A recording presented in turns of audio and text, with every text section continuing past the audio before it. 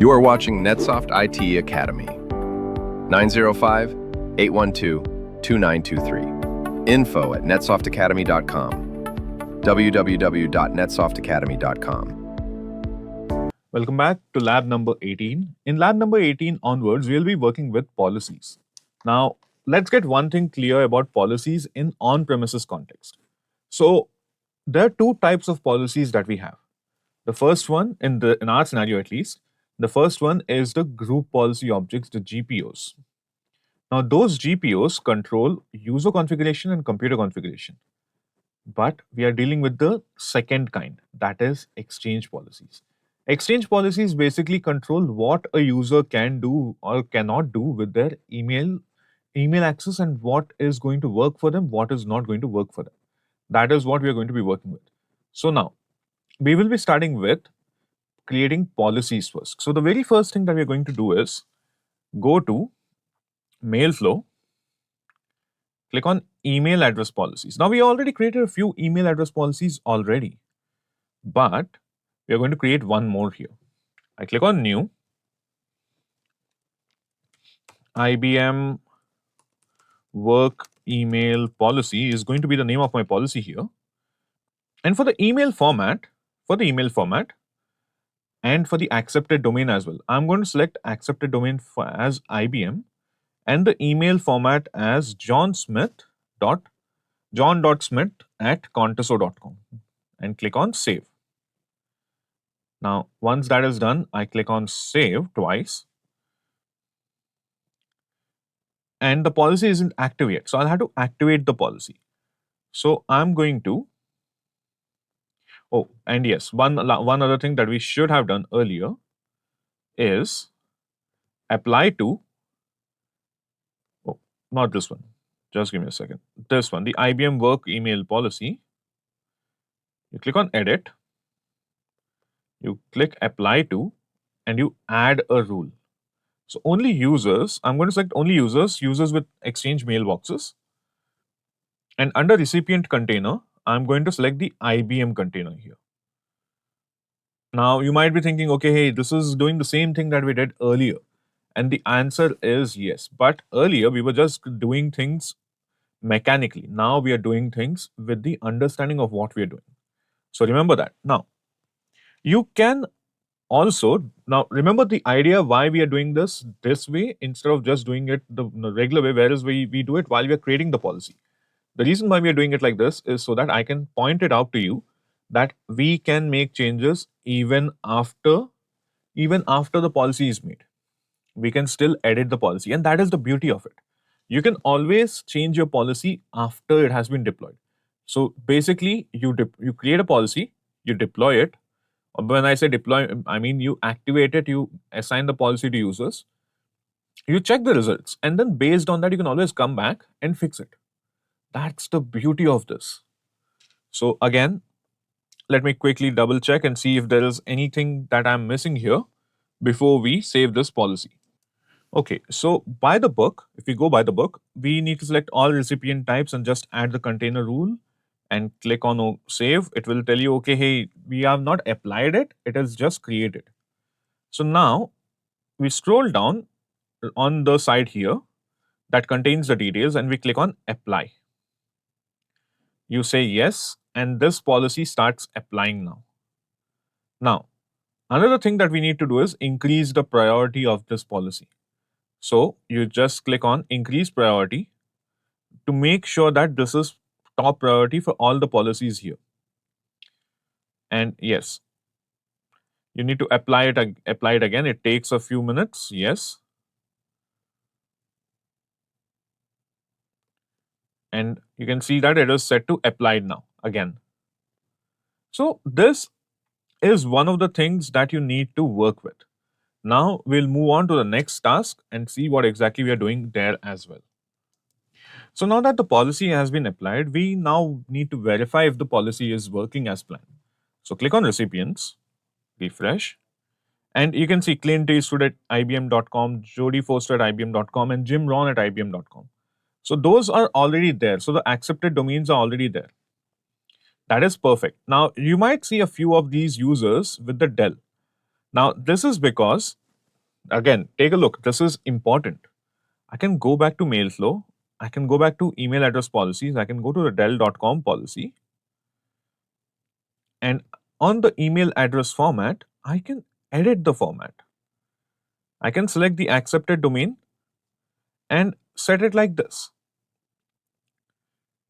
And I can keep changing my policy. Policy is one very flexible tool.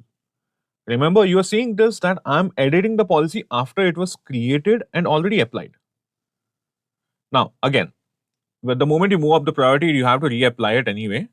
That's a different story. So I should have just moved it up first and then applied the policy.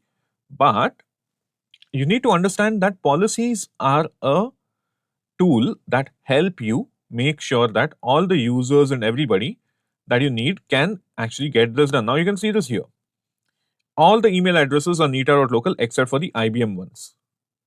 That is the beauty of this policy. It applies this quickly. Now, on the cloud, policy propagation is just as quick, but the bigger your organization, the more time it will take for the policy to propagate from one user to the other.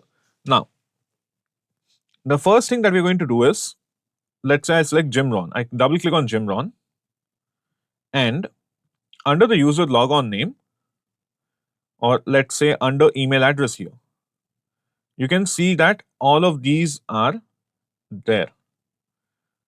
So we just want to make sure that it is here, that jim.ron@ibm.com is here. That's it. Now, once we are done with this, I'll just click on save. We are not changing anything. Remember, we are not changing anything. Now, I will go to my workstation 1. Now, you can remember my workstation went to sleep a little bit of time ago. It's not been very long. It's been a little bit of time. I think a lab or two before, a lab or two earlier, it went to sleep. Now, it's not a problem that it went to sleep. Honestly speaking, it's not a problem. It's just that I do not like being setting it to sleep like this. Now, I'm going to just log in as the administrator here.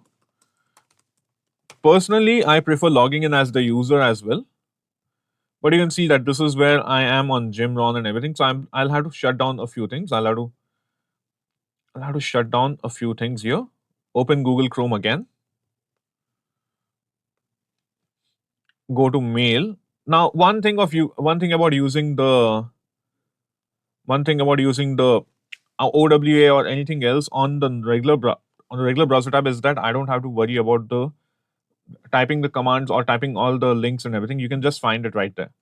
So I'm going to log in as Jimron,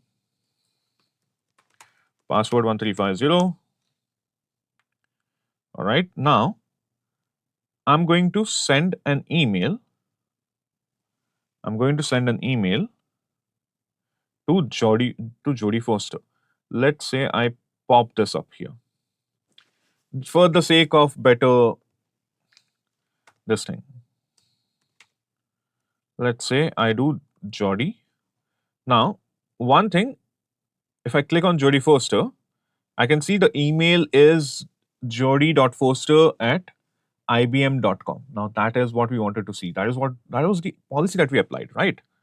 Now, once that is done, this is a test message or a test email. This is a short message, and I click on send. Now, the item was in my draft. Now it is in my sent items. I can see that it's already gone. Now, the idea is that I need to be able to verify that this email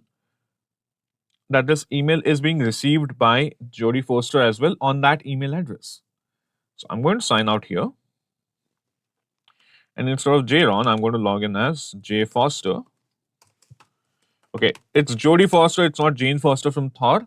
Remember, even that comes to my mind as well. But I can see that the email came in from Jimron. And if I ask it to show more details, let us say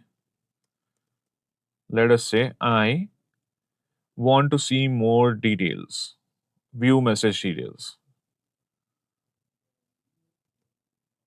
Can I expand this like this again? And I click on Jimron. So generally, you should be able to see the option of, okay, hey, what exactly this is, what exactly, who exactly this is. So you should see more message details here. Yep. As you can see this here.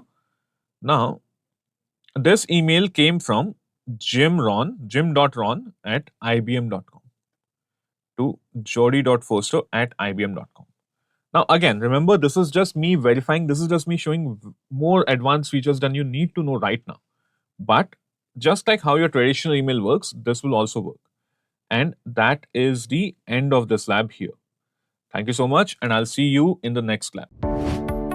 Thank you for watching NetSoft IT Academy. 905-812-2923. Info@netsoftakademy.com. www.netsoftacademy.com.